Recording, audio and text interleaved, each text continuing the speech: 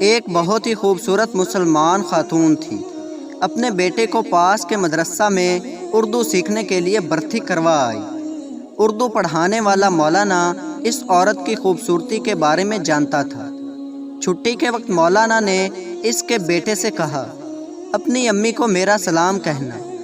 بیٹے نے آ کر ماں کو کہہ دیا کہ مولانا صاحب نے آپ کو سلام بھیجا ہے۔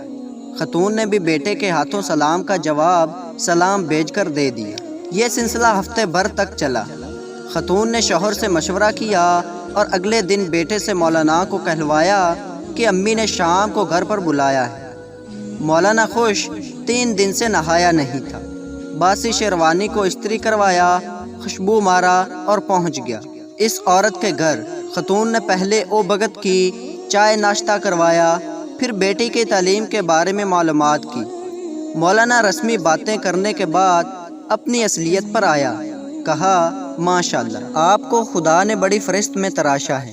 لیڈی وہ تو ہے، شکریہ مولانا، مجھے آپ سے عشق ہو گیا۔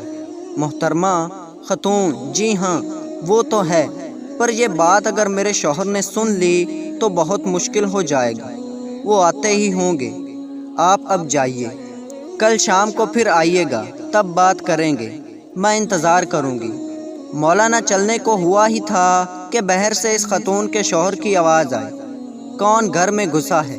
حرام خور۔ مولانا گھبرایا، میں چھپ جاؤں۔ خاتون نے اسے ساڑی پہنا دی، گھونگھٹ کر دیا اور گندم پیسنے والے پتھر کی چکی کے پاس بٹھا دیا اور کہا، آپ آہستہ آہستہ گندم پیسیے، میں انہیں چائے وغیرہ پلا کر باہر بھیجتی ہوں، آپ کو موقع دے کر بھاگ جائیے گا۔ مولانا لگے چکی چلانے اور گندم پیسنے۔ شوہر داخل ہوئے اور پوچھا کہ یہ کون عورت ہے؟ خاتون، پڑوس میں نئے کرایہ دار آئے ہیں، ان کی بیوی ہے، گندم پیسنے آئی ہیں۔ شوہر اور بیوی بہت دیر تک ہنسی مذاق اور باتیں کرتے رہے۔ 1 گھنٹے بعد شوہر نے کہا، میں ذرا کونے کی دکان سے پان کھا کر آتا ہوں، اور باہر نکل گیا۔ 1 گھنٹے تک گندم پیستے پیستے پسینے میں شرابور مولانا نے ساڑی اتار کر پھینکی اور آنا فانا میں وہاں سے سر پٹ بھاگ لیے۔ 15 دن بعد عورت کے بیٹے نے مدرسے میں مولانا سے کہا، ماں نے آپ کو سلام بھیجا ہے۔ مولانا صاحب گرجے، حرام خورو، آٹا ختم ہو گیا ہوگا، کیا 20 کلو آٹا کھا گئے؟